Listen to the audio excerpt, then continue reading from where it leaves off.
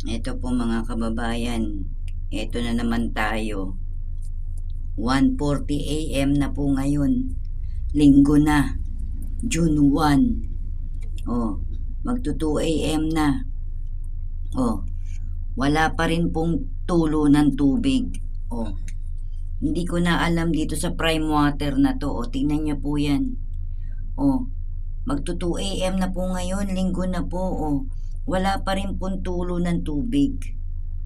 Ano na po ba talagang pinagagawa nitong prime water na to?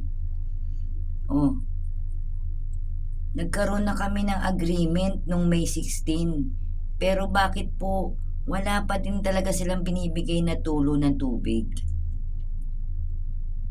2 AM na po ngayon. Nakikita nyo po ba yan? Ano na bang gustong gawin ng prime water sa amin? Oh, pangwalong gabi na to. Ano na ba to? Anong ginagawa nila? Tingnan nyo po yan. Oh, 2 AM na po ngayon. Oh, magto 2 AM na.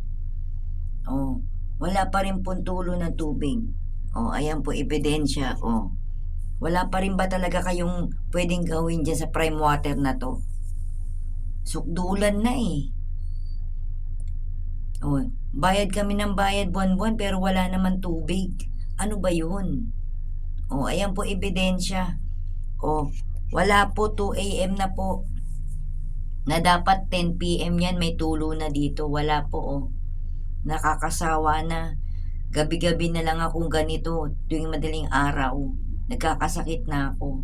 O, ayan po ebidensya. O, walang tulo ng tubig. Ewan ko na sa inyo, prime water, kung ano na yung gawa ninyo. O, ayan po ebidensya. Wala pong tulo ng tubig. Wala pa rin ba talaga kayong gagawin dyan sa prime water na yan? O, ayan po. Sukdulan na.